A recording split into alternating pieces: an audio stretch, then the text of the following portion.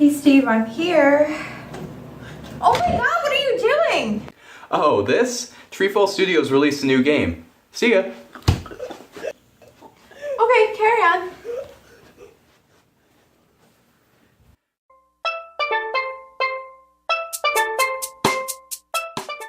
The Gem Collector is a 2D collectathon platformer released by Treefall Studios for the Wii U on September 8th, 2016.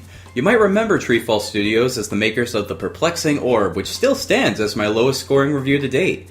I really wanted this game to be good, and I even said it in that review, and things were looking up. Eli Brewer, the head of Treefall, released a few developer commentaries showing that this was something he was focused on making and that he was taking his time with it, which are some of the things I suggested he do in my previous review. And this game is definitely an improvement over the Perplexing Orb. Is it enough to save Treefall Studios, or is it the final nail in their coffin? Let's find out in my mighty review of The Gem Collector. Alright, so let's start with the good. Presentation-wise, this game is much better than the Perplexing Orb. It's clear that Eli hired a great artist to do the backgrounds and some of the sprites. The backgrounds are surprisingly varied and really nice to look at for the most part. The animations on some of the gems are really smooth and sometimes even look professional. I mean, check out this awesome snowman. The music is much better this time too, with some decent tunes thrown in there. Check this one out.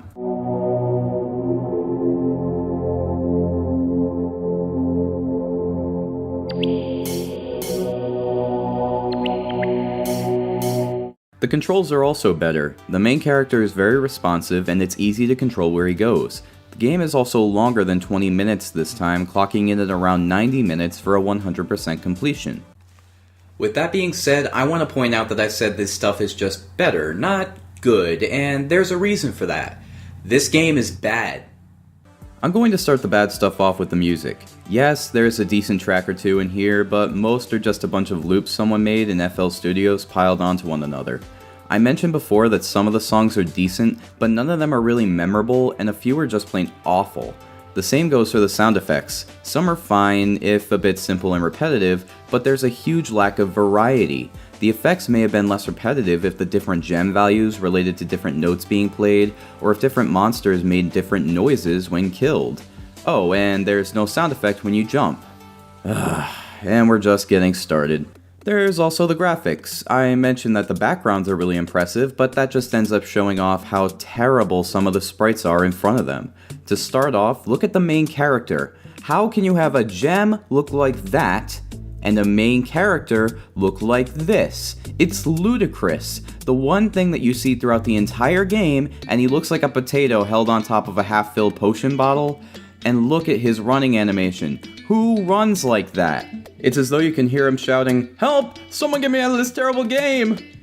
If the kind of polish put into the backgrounds and gem animations were put into this guy, the game might have felt less like an online Flash game. The enemies look terrible, and another thing—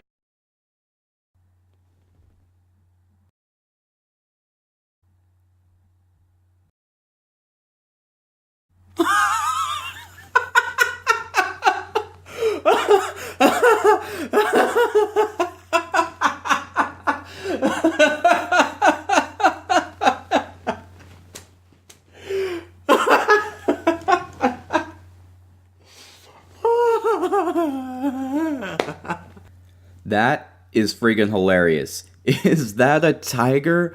Oh my god, why? Normally I'm against poaching, but I think this guy needs to be put down for his own sake. Okay, believe it or not, there is a story. Let's take a look, shall we? Just gotta finish this level and— What? Are you kidding me?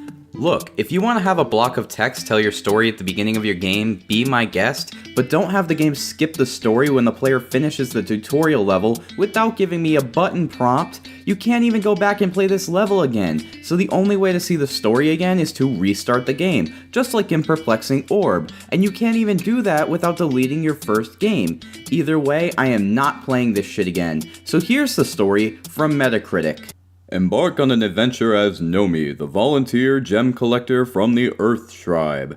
Run, jump, fight enemies, solve puzzles, and collect gems in over 21 levels. Enjoy 2D platforming madness with a friend as the entire game can be played with drop-in and drop-out co-op. Push your skills to the max with hundreds of collectibles to find and intense situations to maneuver through. Any fan of traditional 2D platformers will be right at home with this game. Get ready and start collecting. And yeah, you heard that right. You can have a friend join you in this game, but I want to keep my friends, so...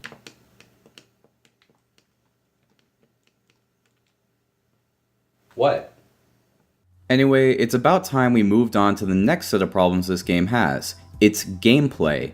And as I said before, this game has better controls than the perplexing orb, but that doesn't exactly make them good. They're not terrible, but they are weird. You use B to jump. Nope, wait, hold up. Why?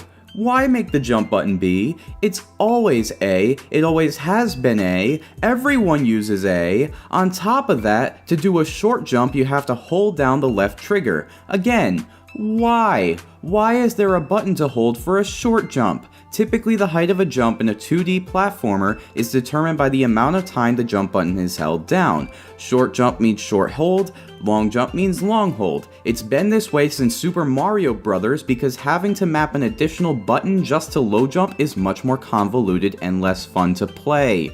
Finally, the jump is really parabolic. There's no gravity giving a sense of realism to the world. When you jump, the vertical speed almost seems constant, again, making the game control like a free online flash game. Making movement feel natural and fun is the most important aspect of a platformer to get right, making this the perfect example of bad prioritization and not understanding your genre. Just like 5 minutes of Googling could have given you the code to implement normal, natural jumping into your game.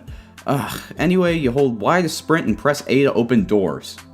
You can also fire a beam out of your stomach and your ass at the same time with the right trigger. You change the types of beams you fire by pressing different buttons on the D-pad. You have your standard magic shot, a fire shot which can light torches to open doors, and electricity which can power switches to open doors. These also have some issues in that they're shallow. The limited use of these shots gives the illusion of depth rather than actually making the gameplay richer and more fun. You'll never use more than one type of beam in a single level, and the beams have a limited number of shots. At least with infinite ammo you could have gone all Rambo, but for some reason that's not allowed. Killing enemies isn't satisfying, opening doors isn't satisfying, and there's no real reason for any of this. It's just a shallow mechanic that serves to make the game less fun. In addition to this, some levels have a parrot follow you around, which you can switch to with X. He can fly around the levels to collect pink gems and flip switches. His appearance in a world is sporadic, so he's kind of a pointless gimmick, but he's harmless. The only issues are that he moves a bit too slow with no way to speed him up, and he's fond of teleportation. Aside from that, the player can also zoom in by pressing in the left stick. It does this weird thing where it zooms to the center of the screen and pans down, rather than just zooming into the action. Doing this repeatedly will give you motion sickness, so I don't recommend it. As if that wasn't enough of a disaster, Player 2's controls are completely different. A does a short jump, B does a high jump, shooting causes the player to short jump for some reason, and he also sprints by default, with him slowing down when Y is held instead of speeding up. This is just really lazy, and I don't understand why this couldn't have been fixed. Finally, the worst problem that I have with the controls is that if you run into a wall and keep holding the run button, you hang on the wall. You can't jump or anything, just hang there. This means that if you're trying to get up on a ledge and hit a wall on your way up, you'll freeze in midair as soon as you touch a platform and be unable to do anything besides fall to your death. In a normal game, if you want to get into a small hole, you just had to keep holding forward until you slide down and into the hole. Here, you have to hold forward, then release to fall down, then hold forward again to try to get in, then release, over and over again until you manage to get inside rather than sticking to the wall. This leads me to believe that rather than a feature, this must have been some sort of glitch where the player gets stuck on the wall that the programmer didn't know how to fix, so they added some text and called it an ability instead. Each of these issues is something that should have been found and fixed before the game was released, and even worse than the gameplay are the level designs and bugs I found. In each level, the player's minimum objective is to collect all 3 big gems and get the key at the end. This sounds simple, but these levels are designed to be frustrating, not fun. To replace the lack of a fun platforming challenge is a bunch of cheap segments, glitches, and nonsensical design decisions that are only emphasized by the bad controls just mentioned. First, the lives and health are the same thing, so when you get hit by an enemy, you lose a heart, but if you fall to your death, you also lose a heart, and when you start a level, you have 3 lives by default, regardless of how many you had when entering the level. Why do this? Most of the levels have 2 hearts sitting near the start anyway, so why not just have the player start with 5 hearts? On top of this, just like in Perplexing Orb, there's no delay between death and respawning, meaning if you were walking when you fell off the edge and get respawned on a tiny platform, you're likely to lose 2 lives instead of 1. You can even lose lives in the hub world. Look at this! And speaking of the hub world, if a level is locked and you walk over to it, there's no way to tell what you need to do to unlock it. No list stating a number of keys, or gems, or treasures to let you know what's necessary to proceed. And why have hearts around the hubs for the player to collect if they're just going to be taken away at the start of the level anyway? The enemies are little to no threat unless they're placed unfairly, like look at these 2 on the stair. How am I supposed to get down there and hit them before getting hit myself? None of them require different strategies or methods of attack, just get next to them and shoot. They also have weird hitboxes. I'm totally hitting this blob guy here, but since I'm too close to him, the shot doesn't register. Between this and the odd platform placement, the gameplay is incredibly slow and tedious to play through. And the boss battles with the tiger... and the final boss are just plain bland.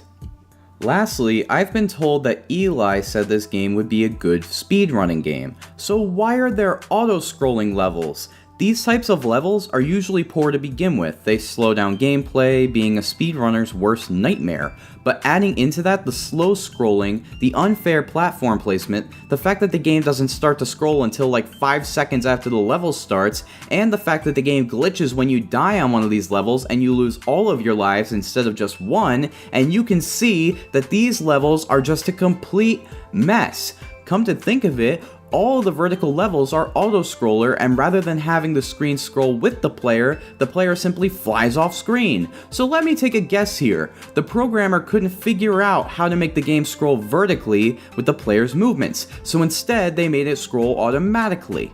This gets really annoying when you get past the top of the screen and the game won't allow you to continue upwards. This means taking risky jumps without being able to see what's above you and a lot of waiting for the level to catch up to you. You may be wondering why I'm being so hard on this game, and the answer is simple. I found all of these issues in my first playthrough. These are things that could have been fixed in a week, and with simple playtesting they could have been found easily, but instead Treefall decided to make the game functional, but not fun, and even then the functionality is kinda questionable. So yeah, I'm kinda pissed. Yes, there are a few good parts, but overall it's lazy, rushed, and should be much better for a console release. I even went back and restarted the game to try and rewatch the story, and just like in the Perplexing Orb, the game didn't even ask if I wanted to delete my old save file. It even defaults to new game when it started, meaning it's entirely possible to accidentally delete your save file by mistake when just trying to play. This, along with the continuing problems from the Perplexing Orb, just go to show that Treefall Studios has no intention of fixing past mistakes, and ultimately, even though this game is only $4, I'll present the same argument I gave in my Perplexing Orb review. You can play better versions of similar games online for free. There are people out there making games all by themselves that are really good, really polished, and just fantastic. So Treefall Studios has no excuse for this pile of crap, and that's why my final rating for the Gem Collector on Wii U is 3.5 shitty tigers out of 10. it's not as bad as the perplexing orb, but it still goes to show that Treefall has no intention of doing anything besides exploiting people on Kickstarter to churn out more shitty games, and you can bet your ass that when they do, I'll be there to review it for you. So I hope you guys enjoyed this review. If you did, be sure to subscribe below for more gaming reviews and more videos. Be on the lookout for next week's nifty recipe based on this game, and as always, have a mighty nifty day today.